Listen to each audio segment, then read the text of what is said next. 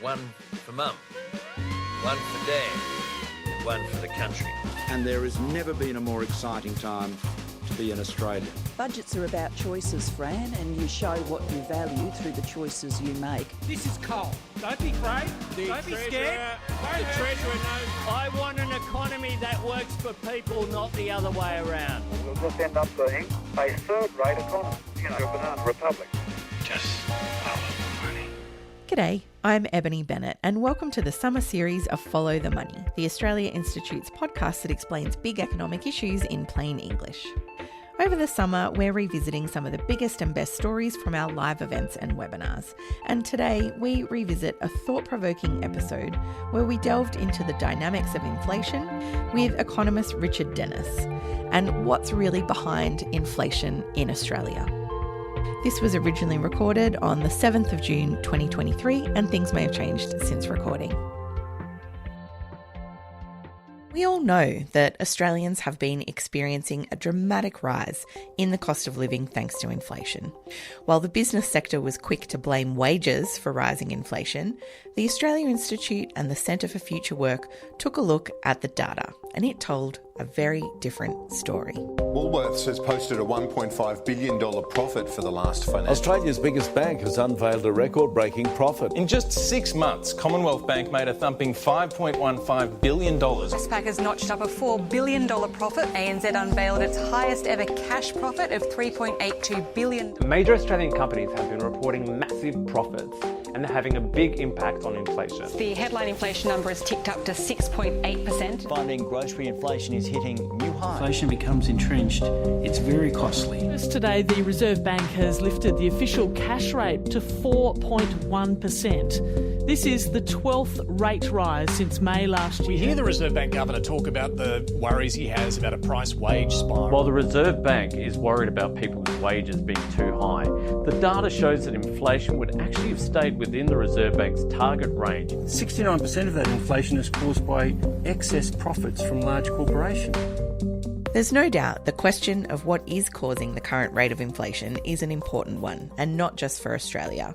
This is a topic of debate for governments, central banks and economists all around the world. But how we fight inflation will affect all Australians. The Reserve Bank has the blunt tool of interest rate rises, while the government has the more precision tool of fiscal policy like it uses in the budget. But what should they be targeting to reduce inflation? If you listen to business, we should keep wages low. But what if wages aren't really driving inflation? The Australia Institute has put out a series of research reports showing the role of excessive corporate profits in driving inflation, and that's ruffled a few feathers. To explain why, I'm joined by Executive Director of the Australia Institute, Richard Dennis. G'day, Richard. Hey, Eb. Richard, firstly, what is inflation and why do we try to control it? Let's start with the basics. Yeah, so you hear about inflation all the time, and inflation refers to general increases in the price level in a country.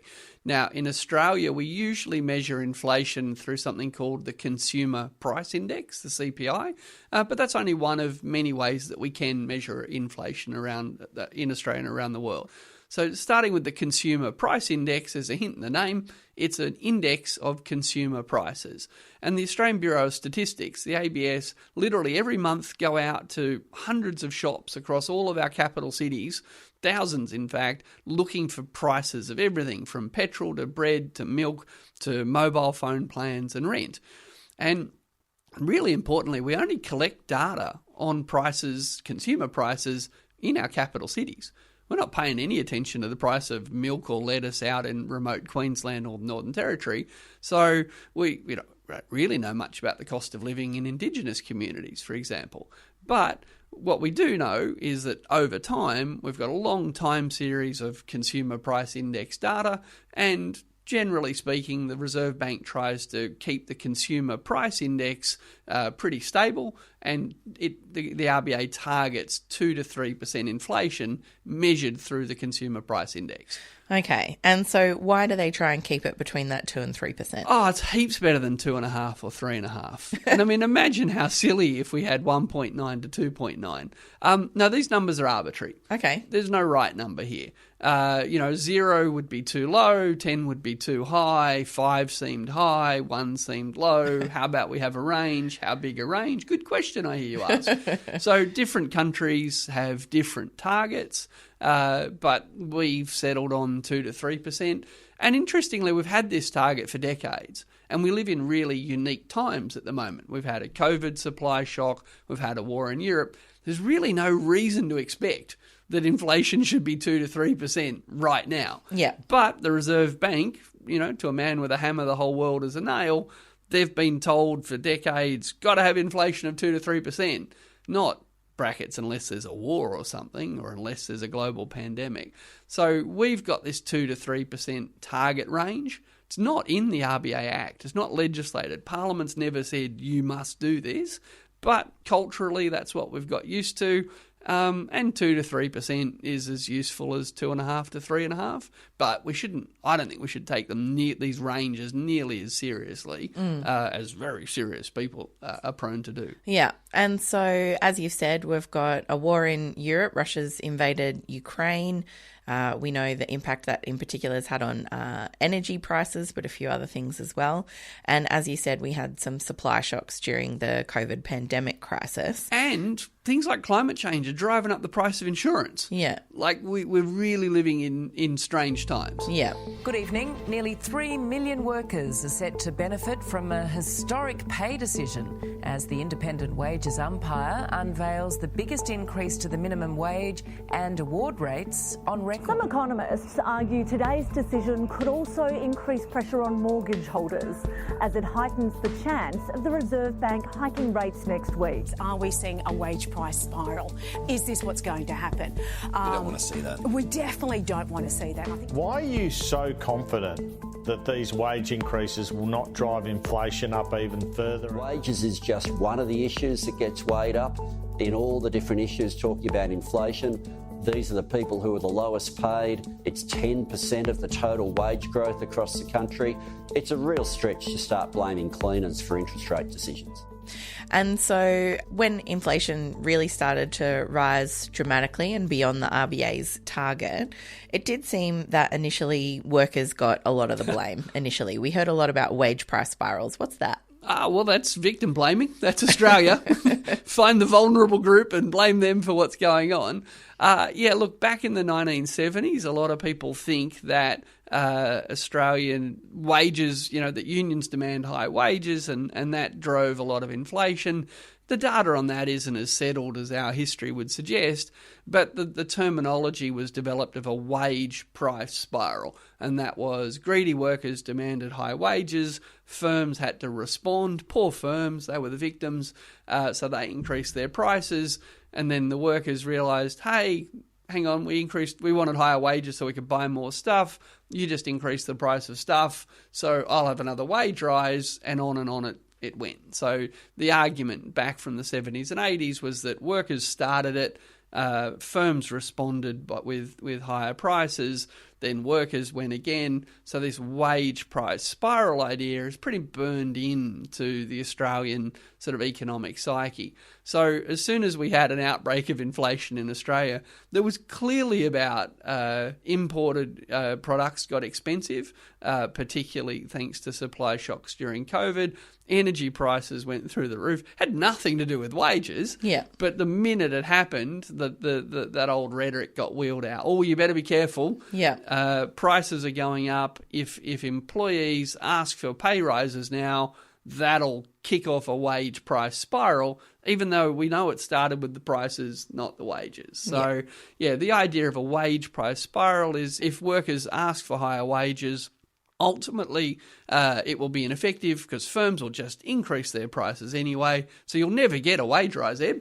Like tough. Sucks to be you. If it looks like you get a pay rise, firms will just punish you with higher prices. So you might as well just not ask for a pay rise. Yeah. And because that's essentially, what happened. All these warnings of, is this going to be a wage price spiral? There was headlines everywhere. So the Australia Institute did decide to take a look at the data and see where inflation was coming from, to disaggregate it, I think would be the term. So what did it show? Well, that there was a profit price spiral. That what was happening is that there were cost increases. Some energy was going up. The price of energy was going up. Some imported materials were going up.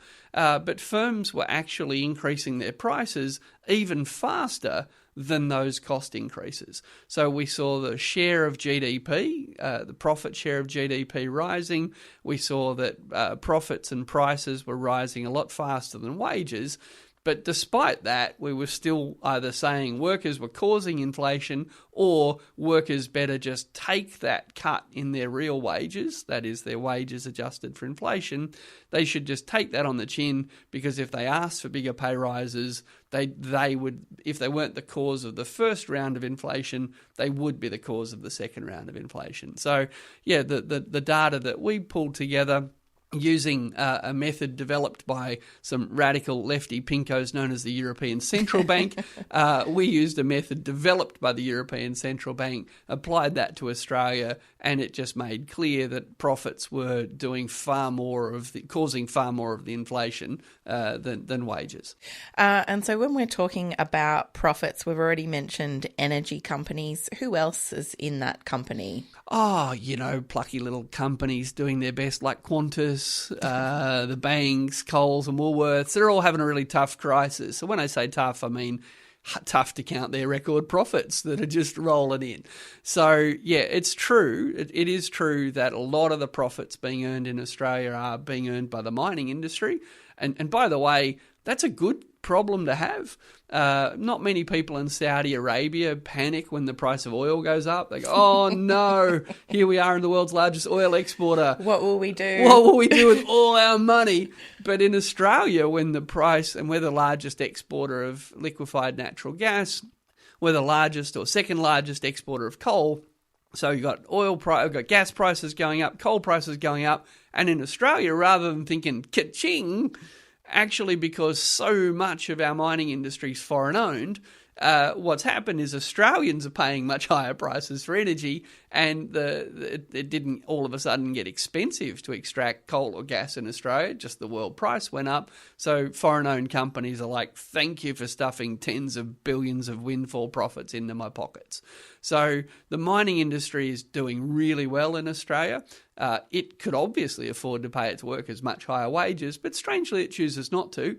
But it's not just the mining industry whose profits have gone up. We know that. You just have to pick up the newspaper, let alone go look at the national accounts data. UBS economist Paul Donovan says the broadening of inflation beyond commodity prices is more profit margin expansion than wage cost pressures. We've definitely got a profit crisis at the moment. It's driving inflation. It's the reason why inflation is high.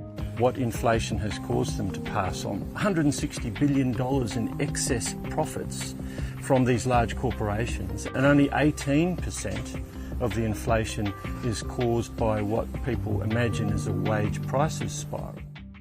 I did want to ask a little bit about that methodology and why we used that approach, and why does that show something different to everyone else claiming that there's a wages price spiral? Well, firstly, because the people saying there was a wages price spiral never put any data out there. It was just common sense.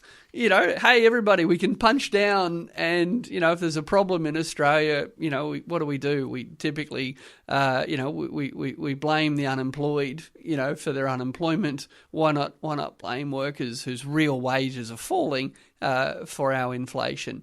So what we did was we used this data developed by the European Central Bank. It's a radical method. It's other radical organisations like the Bank of England have used it. Parts of the Federal Reserve in the US have used it. Look, what the method allows you to do is use macroeconomic data, the data from the GDP, to break down what's happening to inflation into its composite parts, to disaggregate at the macro level. And you often hear people talk about unit wage costs. It's a little bit of econobabble that describes how much a unit of GDP, stuff, what are the wage costs to make a unit of GDP? Well, this method allows you to come up with a unit profit cost as well, because we all know that wages can push up inflation, but apparently it's not polite in Australia to say, well, profits can too. So using this method developed by the European Central Bank, used by other central banks, used by us, it's quite clear that unit profit costs rather than unit wage costs have been a major contributor to inflation in Australia. So it's not like a novel approach. It's one used kind of in lots of different places. We just haven't really used it in Australia in the past. Is that right? Exactly. It's novel to use it in Australia where we don't need data. We just know. We just know. Why look into it when we know wages is the problem? Exactly. So we took that approach and we described the European Central Bank method and we've put the results out there. And that's ruffled a few feathers, Richard. Yes, it has. Yes, and quite a diverse range of feathers, but certainly business groups don't like what we're saying. They much would prefer to say, how about workers just accept real wage reductions and stop causing macroeconomic problems. But look, the Reserve Bank and Treasury have both written critiques of our work. And if you read those critiques carefully, which thanks to an FOI request, very well-timed, well-targeted FOI requests, those RBA and Treasury critiques of our work are out there, they don't actually find any errors at all in our maths. They don't find any errors at all in our application of the method. What they do is they say, it's silly to use that method. Flawed, indeed, was how it was described by some. But to be clear, the method we used is the European Central Bank method. The Bank of England and others have used it. The flaws that others have described are not flaws, they're actually just parts of the method that we described. So to get a bit technical, at the beginning I talked about the Consumer Price Index, the CPI. That's one measure of inflation. There's another measure of inflation that doesn't just include consumer goods, it includes intermediate goods. So, for example, I don't know about you, Eb, but I don't go buy coal very often. No, I haven't in a long time, Richard. Well, get out there. I collect it, put it on your mantelpiece. But look, machinery, coal, all ball bearings, things that go into machines, they're called intermediate goods or raw materials. They're not in the Consumer Price Index. But there's another thing called the GDP deflator, and the way the national accounts are put together, it's quite easy to use the GDP deflator. It's literally impossible to use the Consumer Price Index. The people at the European Central Bank knew this when they developed the method. So some people have said, but you're not even using the Consumer Price Index. It's like, well, you can't. We're using national accounts data, so you have to use national accounts concepts. That's a bit technical, but the point, I suppose, is that the flaws that people are describing, that that have been asserted that that exist in our research, are not flaws. They're simply descriptions of a well-used method. Similarly, some people have said, but Australia's special, Australia's different. Most of those profits come from the mining industry. When you look at non-mining profits, this isn't such a problem. Why would you exclude mining profits, Richard? Exactly. It's like saying take all the tall people out of a class and say that on average they're not very tall. Exactly. Look, and our research makes these same points. They're kind of saying, look, it's not the mining company's fault that they're making all this profit. It's not their fault. Poor things. Like the world price went up. They have no choice. They have no choice but to charge those high prices. The oil and gas giants made half-year profits of more than $1 billion. BP and total, the big five, raked in an astounding $190 billion last year. But you know what? 10 years ago, there was a choice because we didn't export most of our gas. It was just sold to Australians. We made policy choices that linked the gas price in Australia to the world price. And now thanks to that policy decision, we're spending a fortune on gas. They're making enormous profits. So, yeah, the idea that we should just ignore the fact that the fossil fuel industry is having a bumper crisis is convenient for people that want to keep blaming workers. But to be clear, if we, for example, had a windfall profits tax on the gas industry, something Nobel Prize-winning economist Joe Stiglitz said for a country like Australia would be a no-brainer, well, we could collect tens of billions of dollars in tax, and we could spend that reducing the price of things. We could control inflation by taxing these windfall profits and spending the money to push the price of things like dental care, medical care, education services down. So, yeah, it's very nice that some people would say, if we leave the most profitable industries out, profits aren't rising that fast in Australia. Like, yeah, I see what you did there. But to be clear, A, profits are profits and we could tax them if we wanted to, and B, a whole bunch of other industries are experiencing rapid growth in profits as well, not just the mining industry. In fact, I think I saw Rod Sims, the former ACCC chair, kind of talk about the role of oligopolies. Is that the right word? That's right, exactly. So former chair of the ACCC, Rod Sims, says pretty much, same point we're making, that profits in the retail sector, particularly Coles and Woolworths, are contributing to our inflation. So the idea that we should go, oh, look, Coles and Woolworths are jacking up prices and making record profits, let's increase interest rates. Like, yeah, that's maybe not the shortest route to victory. Yeah. And that's really the reason that we've done all this research, is that if we just think that the only thing that ever drives inflation is rampant consumer spending, then it follows that maybe you want to jack up interest rates to curb consumer spending sometimes. But when it's oligopoly market power, when it's imported energy prices from a war in Europe, then record interest rate increases aren't really going to be a very effective way to control those problems. And it's amazing how increasing wages is never the answer to any Oh, any no. Oh, yeah, come on. Now you're just being silly. So just sticking with the critiques of this for a minute before we move on to bigger things, is part of the problem, or part of the critique of our research, is that there's not a definite causal link between profits and inflation. Yeah. So some people have said, look, okay, your numbers are spot on. No problem with your numbers. You've shown that prices have gone up, profits have gone up, and inflation's gone up. But are you sure that you know which caused which? The chicken or the egg? Yeah, what came first here? So, look, so there's a number of ways to respond to that. And the easiest is, well, you know what, maybe in 5 or 10 years' time, when we can look back with the luxury of 5 or 10 years' data, we can use different analytical tools than we can use today. But the Reserve Bank is setting interest rates monthly.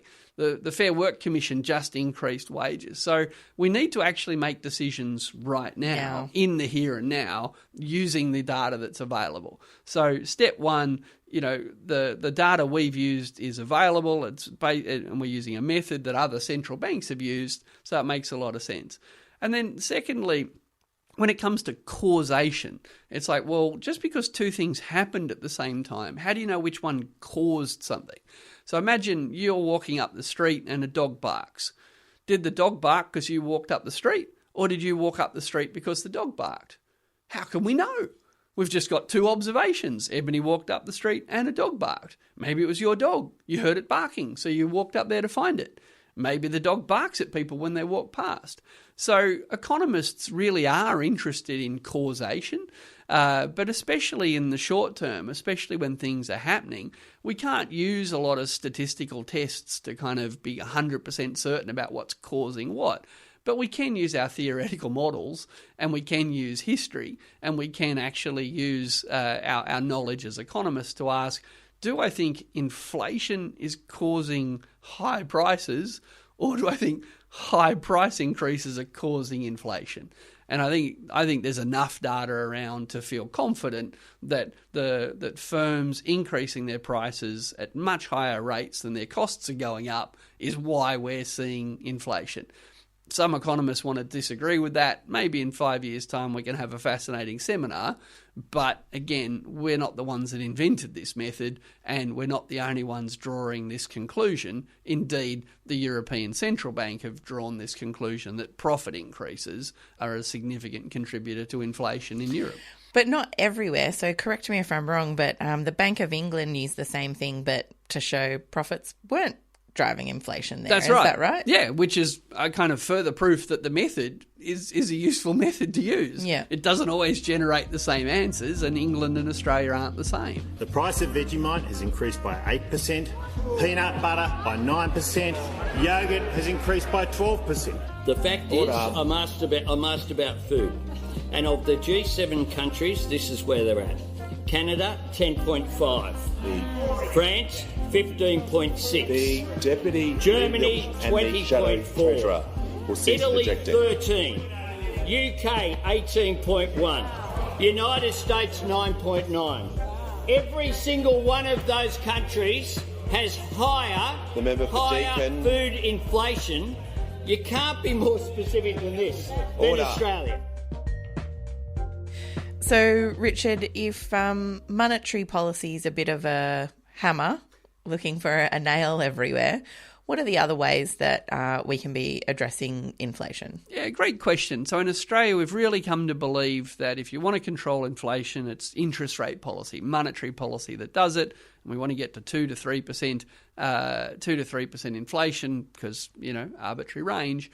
But the reality is there's lots of other ways we can control inflation. So competition policy, actually making it harder for firms to merge, cracking down on collusion, basically making firms compete harder with each other to push prices down is a really good way. It's not going to happen instantly, but we really should be having a national conversation about that. You should probably be doing it anyway. Exactly. And I think that countries like Australia, which have really high degrees of market power, we just take for granted this, Coles and Woolworths have dominant market share, Virgin and Qantas dominant market share, big four banks. Telstra and Optus, right? So Australia has a highly concentrated economy.